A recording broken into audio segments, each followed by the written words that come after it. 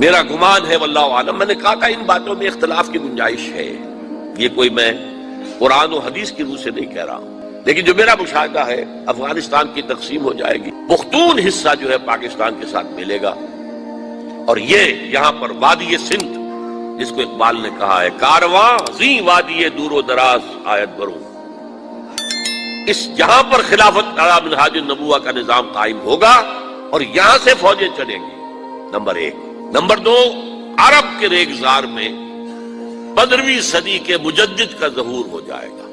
مہدی کو ہم مانتے ہیں مجدد، شیعہ مانتے ہیں 12ویں امام جو چھپے ہوئے، ان کے امام معصوم جو ہے 12، ان میں سے آخری جو ہے وہ چھپے ہوئے ہیں غار میں 1200 برس سے، اور وہ ظاہر ہوں گے، یہ ان کا عقیدہ ہے، ہمارا نہیں ہے۔ ہم سمجھتے ہیں جیسے ہر صدی میں اللہ مجدد بھیجتا رہا، اسی طریقے سے میرے گمان میں 15ویں صدی کے مجدد جو ہے وہ حضرت مہدی ہوں، ان کی حکومت جا کر یہ فوج قائم کرے گی، عربوں میں دم نہیں ہوگا، وہ اپنی عیاشیوں کی وجہ سے بالکل کھوکھلے ہو چکے، دولت کی فراوانی اور عیاشی۔ یہ بھی سننے میں آتا ہے دروغ برگردن راوی کہ اگر کوئی فوجی قافلہ ان کا چل رہا ہوتا ہے تو وہ بجائے ٹرکوں میں بیٹھنے کے وہ اپنی کاروں میں بیٹھ کے ساتھ ساتھ چلتے ہیں، وہ ٹرک خالی چل رہے ہوتے ہیں، ٹرک کی سختی جو ہے، سخت سیٹ جو ہے برداشت کرنا ان کے بس کا روگ نہیں ہے۔ یعطون للمہدی، یعنی سلطان ہو، اس کی حکومت کو مستحکم کریں گے۔ پھر حضرت مہدی کی طرف سے شروع ہوگا معاملہ جہاد، اور یہ سارا جو ملک چھوٹ ہم مسلمانوں کے ہاتھ سے نکل گئے تھے یہ واپس لے گیا۔ اس میں ایک کوسچن ہے جو میرے ذہن میں بہت عرصے سے تھا، جس کا کہ جواب اب مجھے سوچا ہے، واللہ عالم، یہ ساری باتیں میں کہہ رہا ہوں میرے گمان ہے، کیسے ہوگا کہ اتنی بڑی طاقت ایٹمک پاورز کے مقابلے میں مسلمان دوبارہ میدان میں آ کر اور جیتتے چلے جائیں؟ میرا گمان یہ ہے واللہ عالم، اس پورے معاملے کا سارا جو ہے ارینا جو ہے وہ ہے مڈل ایسٹ، یورپ، جس میں حدیث میں آیا ہے کہ رومی عیسائی 80 جھنڈوں تلے تم پر حملہ کریں گے اور ہر جھنڈے کے نیچے 12,000 فوج ہوگی، 10 لاکھ۔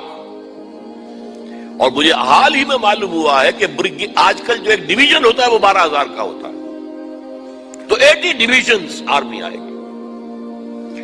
لیکن معلوم ایسا ہوتا ہے کہ روس، چائنا، جاپان اور میرے خیال میں انڈیا بھی یہ نیوٹرل رہیں گے، نمٹ لو آپس میں۔ تو ابراہیمی قوموں کا جھگڑا ہے نا کہ فلسطین کس کا ہے، مسلمان کہتے ہیں ہمارا ہے، یہودی کہتے ہیں ہمارا، عیسائی کہتے ہیں ہمارا، تو نمٹ لو، سیٹل یور سکورز۔ لیکن کوئی ویپنز آف ماس ڈسٹرکشن استعمال نہ ہو، اگر وہ ہوئے تو پھر ہم میدان میں آ جائیں گے۔ میرا گمان یہ ہے کہ ویپنز آف ماس ڈسٹرکشن استعمال نہیں کر سکیں گی مغربی طاقتیں، اور پھر جنگ کے اندر مسلمانوں کے ساتھ جیتنا ان کے لیے ممکن نہیں ہے۔ جن کو موت عزیز ہے، منحصر مرنے پہ ہو جس کی امید، نا امیدی اس کی دیکھا چاہیے، اور وہ مرنے کو تیار نہیں ہے۔ وہ تو 40,000 فٹ کی بلندی سے ڈیزی کٹر پھینک سکتے ہیں، نیچے نہیں آئیں گے۔ اور جب نیچے کچھ اتنے تھے تو جو حشر کیا تھا، تو جو بات کہی تھی رمزفیلڈ نے، ویری ٹینیشیس فائٹرز، یہ افغان والے جو ہیں یہ تو چمٹ جانے والے ہیں، یہ ایسے جنگجو ہیں، ان سے جان چھڑانی مشکل ہے، جن کے لیے موت سب سے بڑی کامیابی ہے۔ شہادت مطلوب و مقصود مومن نہ مال غنیمت میں کشور کشائی، مسلمانوں کا مقابلہ کر سکیں۔ یہ ہے میرا گمان، واللہ اعلم۔ بہرحال پہلا مرحلہ کسی اجمی ملک میں جو میرے نزدیک پاکستان اور افغانستان پہ مشتمل ہوگا، خلافت کا نظام پہلے آئے گا، پھر یہاں سے فوجیں چلیں گی، حضرت مہدی کی حکومت قائم ہوگی، پھر وہ حضرت مہدی جو ہے وہ جہاد کریں گے، قتال کریں گے، اور اس قتال کے آخری مرحلے پر حضرت عیسیٰ علیہ السلام بھی نازل ہو جائیں گے، اور غالباً ان کے ذریعے سے پھر جتنا الیکٹرانک ان کا حساب کتاب ہے وہ ختم ہو جائے گا۔ حضور نے فرمایا ان کی آنکھوں میں ایسی تاثیر ہوگی، جہاں تک نگاہ جائے گی یہودی پگھل جائیں گے، کوئی بہت بڑا لیزر ہوگا اور ظاہر بات ہے کہ ان کے یہ ہتھیار جو ہیں ان کا مقابلہ تو مسلمان نہیں کر سکتے، اور نہ ابھی آپ کو 100 برس بھی یہ سوچ سکتے ہیں کہ کوئی مسلمان ملک اتنی ترقی کر سکتا ہے کہ ان کے مقابلے میں پہنچ جائے ان ہتھیاروں کے معاملے میں۔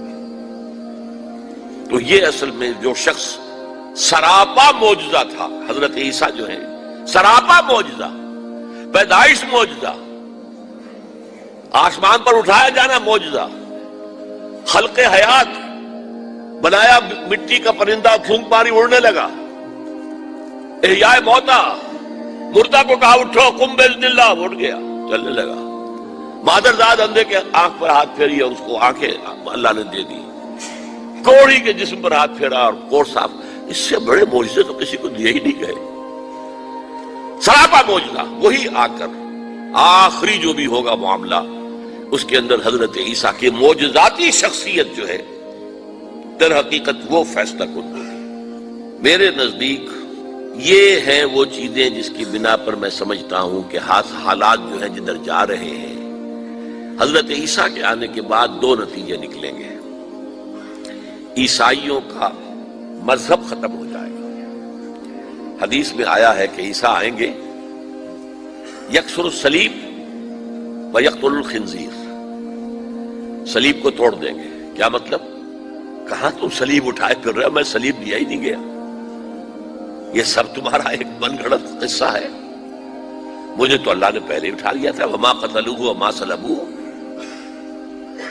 صلیب ہی پر کھڑی ہوئی ہے عیسائیت ساری کی ساری، اور خنزیر کو قتل کر دی۔ خنزیر تم نے کیسے حلال کر لیا اپنے لیے؟ کبھی اسلامی شریعت کے اندر موسیٰ کی شریعت میں حرام تھا، وہی موسیٰ کی شریعت میں تمہیں دے کر گیا تھا۔ Don't think I have come to destroy law, یہ لا تم پر نافذ رہے گا۔ گویا کہ عیسائی مذہب ختم ہو کر اسلام میں منتخب ہو جائے گا، یہودی ایک ایک ختم کر دیا جائے گا۔ یہودی کیوں اس انجام کے مستحق ہیں؟ اللہ کا پرانا قاعدہ چلا آ رہا ہے، جس قوم کی طرف کسی رسول کو بھیجا، اگر قوم نے بحیثیت مجموعی رسول کا انکار کیا، وہ ہلاک کر دی گئی۔ قوم نوح ہلاک ہوئی یا نہیں؟ قوم ہود، عاد ہلاک ہوئی یا نہیں؟ قوم سمود جن کی طرف حضرت صالح بھیجے گئے، قوم شعیب، عمورہ اور صدوم کی بستیاں، آل فرعون، یہودیوں کی طرف حضرت عیسیٰ کو رسول بنا کر بھیجا گیا تھا، انہوں نے رد کر دیا، محمد رسول اللہ کو رد کر دیا صلی اللہ علیہ وسلم۔ یہ اس سزا کے مستحق ہو چکے ہیں، لیکن وہ سزا ان کا رسول ہی ان کو آ کر دے گا، اسی لیے انہیں اٹھا لیا گیا۔